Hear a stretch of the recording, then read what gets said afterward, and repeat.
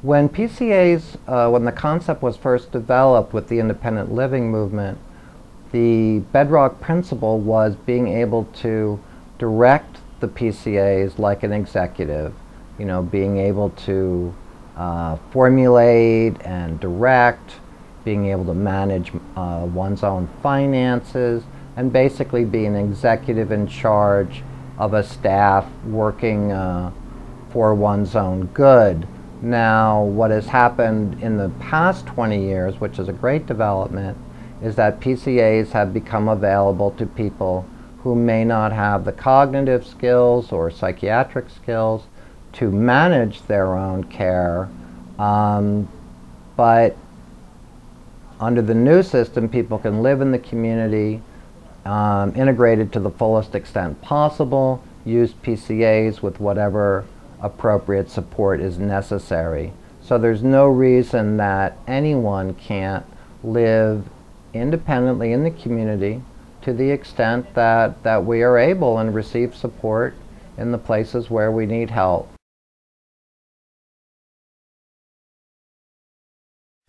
Now that I'm in my 50s, most of my helpers are quite a bit younger than me.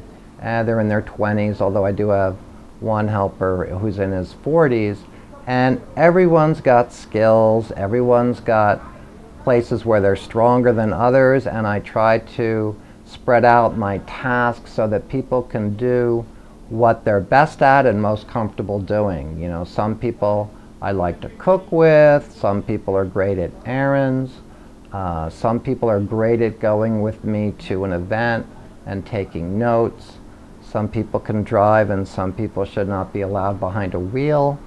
And so we kind of find the best ways that people can flourish. One thing I've learned is you can't really force the same system or approach on people. Using PCAs with a wide range of personalities and backgrounds has really helped me in terms of interacting with people out in the community, being an organizer, just learning how to interact with people.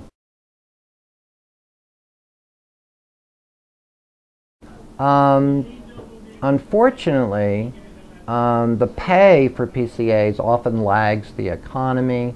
When the economy has been very, very strong, it can be very hard to find PCAs who are really able to do the job. This is a challenging job. There's lots of different things involved, and so I think they should be paid a lot more than they are now. They do really important work.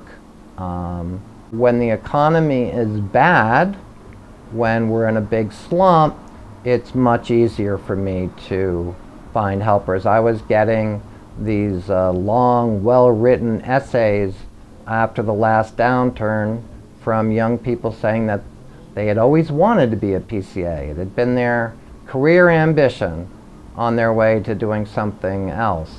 And so there have been good times and bad times. Right now it's starting to get a little more difficult again. The wage of $12.48 an hour hasn't been raised in a few years, and because the shifts are so short, they tend to be shorter more often. They need to be flexible.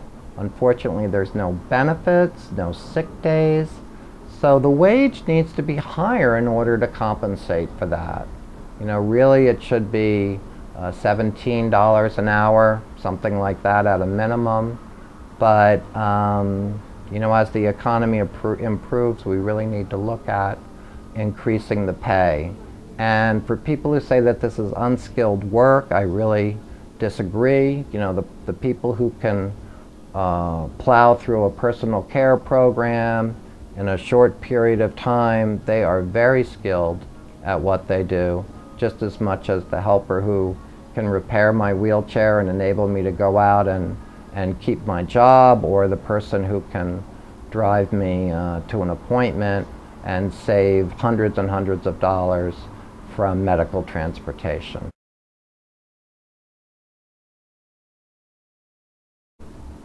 I think the answer to the problem of nursing homes is to close them. We need to come up with different ways of integrating people into the community. Nursing homes tend to be places full of depressed residents and overworked, underpaid, overstressed workers who just do not have the time or the skill to relate to people the way people need to be. People deserve to be in their own homes. That means we need more accessibility in building. We need to require that units be accessible upon renovation or reconstruction. We need to pay PCAs more, and we need to save us all a bunch of money and increase the overall happiness by getting people out of institutional care, which really, it really feels sort of like a prison. Everything is regimented. You have no choice over who works with you. Imagine the feeling of, of just having a stranger come in and maybe not be that friendly, and how upsetting that is, especially when one is vulnerable around having needs of the body. And I think that what PCAs can do for this society, and we disabled people maybe as the leading edge, is break down this taboo we have against people assisting other people with physical care or with any activities of daily living, whether it's queuing, interpreting,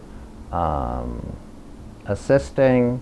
We all need assistance, and pretending that we're just little individual atoms that don't depend on anyone else, we really need to put that one to rest.